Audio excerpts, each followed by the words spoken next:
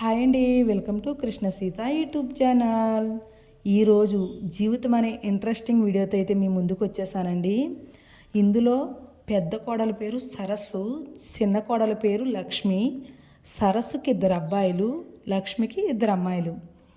లక్ష్మి కూర్చుని ఆలోచిస్తూ ఉంటుంది. కూర్చున్న లక్ష్మి దగ్గరికి 2 ఆడపిల్లలు వచ్చి ఇలా అంటారు, అమ్మా ఎందుకు ఏదో ఒకటి ఆలోచిస్తూ బాధపడుతూ ఉంటామని అంటారు. అప్పుడు ఆ తల్లి ఇలా అంటుంది, ఎందుకమ్మా ఈ లోకంలో ఆడపిల్ల అంటే అంత తక్కువ చేసి మాట్లాడతారు? ఒక బిడ్డకు తల్లిగా ఉపయోగపడిన ఆడది, ఒక భర్తకు భార్యగా ఉపయోగపడిన ఆడది, నాన్నమ్మగా, అమ్మమ్మగా, ఒక చెల్లిగా, ఒక అక్కగా ఎన్నో విధాలుగా ఉపయోగపడిన ఆడది అదే ఇల్లాలి కడుపున ఆడపిల్లగా పుడితే ఎందుకమ్మా ఈ లోకంలో చులకనగా చూస్తారు కొంతమంది? ఆడదే లేకపోతే ఈ సృష్టిలో జన్మే లేదు కదమ్మా అని ఆ పిల్లలిద్దరినీ కౌగిలించుకుని ఆ లక్ష్మి ఏడుస్తుంది. అప్పుడు ఆ 2 పిల్లలు ఇలా అంటారు, మేము ఆడపిల్లలమని ఎప్పుడూ బాధపడకమ్మా, నిన్ను మేము దేనికి ఇబ్బంది పెట్టాం. నాన్న నువ్వు ఎలా చెప్తే అలానే వింటాం. ఈరోజు మన దగ్గర డబ్బు లేకపోవచ్చు, నాన్న కూలి పనే చేయవచ్చు, రేపన్న రోజు ఎప్పుడూ ఒకేలా ఉండదు కదమ్మా. ఆ భగవంతుడు దయ చూస్తే ఎప్పటికైనా మన బ్రతుకులు మారవచ్చు కదమ్మా అంటారు. ఈలోపు పక్కనున్న సరస్సు ఈ మాటలన్నీ ఆలకించి ఇలా అంటుంది, అవునమ్మా ఏం చక్కగా చెప్తున్నారో అమ్మకి చందమామ కథలు. జీవితాలు మారాలంటే మీ దగ్గర డబ్బులు ఉండాలి, మీ దగ్గర అవి లేవు. అప్పుడు లక్ష్మి పిల్లలతో ఇలా అంటుంది, లోపలికి వెళ్ళి మీరు చదువుకోండమ్మా అని చెప్పి లోపలికి పంపిస్తుంది. అప్పుడు లక్ష్మి సరస్సుతో ఇలా అంటుంది, అదేంటక్క అలా మాట్లాడుతున్నావు? పిల్లలు వాళ్ళకి తోచింది వాళ్ళు చెప్పారు.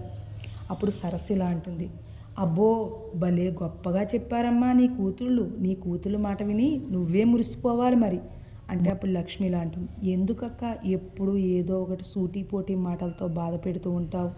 ఎవరి పిల్లలు వాళ్ళకు ముద్దు. శాస్త్రంలో చెప్పినట్టుగా కాకిపిల్ల కాకికి ముద్దు. నాకు మగపిల్లలు లేరని రోజు మాటలతో బాధ పెడుతూనే ఉన్నావు. లేని వాళ్ళు కావాలంటే మాత్రం ఎలా వస్తారు చెప్పక్క? ఆ దేవుడు నా రాతలో రాయలేదు. అప్పుడు సరస్సు ఇలా అంటుంది, నన్ను చూడు, మగపిల్లల్ని కన్నా మహారాణిని.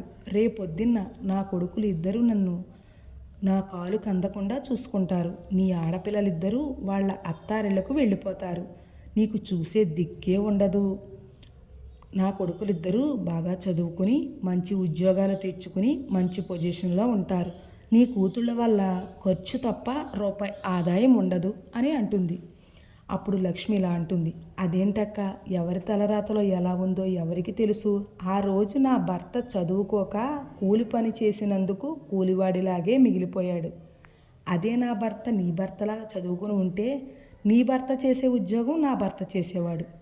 అప్పుడు సరస్సు అంటుంది, అది నా భర్త టాలెంట్, చదువు అనేది అందరికీ రాదు అంటే. అప్పుడు లక్ష్మి అంటుంది, కరెక్టే అక్క నువ్వన్నది, నేను ఒప్పుకుంటాను. కానీ ప్రతి దానికి మమ్మల్ని మా పిల్లల్ని తక్కువ చేసి మాట్లాడకూడదు.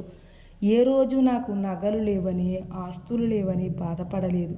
చీటికి మాటికి ఇలా చిన్నచూపు చూడడం నాకు నచ్చటం లేదక్క అంటే. అప్పుడు సరస్సు ఇలా అంటుంది, మా పిల్లల్ని చూసావా ఎంత దర్జాగా బస్సు ఎక్కి స్కూల్కి వెళుతున్నారో, మీరు పంపిస్తున్నారు గవర్నమెంట్ స్కూల్లోకి అంటుంది. అప్పుడు లక్ష్మి ఏమని అంటుందంటే, ఏం చేస్తామక్క, మాకు స్తోమత లేకే కదా. అయినా ఏ స్కూల్ అయితే ఏంటి, చదువు రావాలి. కానీ నువ్వే చెప్పావు కదక్క, చదువు అనేది అందరికీ రాదు అని. మేము డబ్బులో కుబేరులం కాకపోయినా మా పిల్లలు చదువు విషయంలో అయితే అన్నింటిలోనూ ఫస్టే. అప్పుడు సరస్సు ఇలా అంటుంది, అయితే ఒకద్ది డాక్టరు మరొకద్ది కలెక్టరు అవుద్దేమో అంటే. లక్ష్మి అప్పుడు అంటుంది, అంత హేళనగా మాట్లాడొద్దక్క అంటే. అప్పుడు మళ్ళీ సరస్సు ఇలా అంటుంది, లేకపోతే ఏంటి, నీ మాటలు చూస్తుంటే గాలిలో మేడలు కట్టినట్టుగా ఉంది అంటే. అప్పుడు లక్ష్మి అంటుంది, నేను వాస్తవమే మాట్లాడుతున్నానక్క. అప్పుడు మళ్ళీ సరస్సు ఇలా అంటుంది, సర్లే కానీ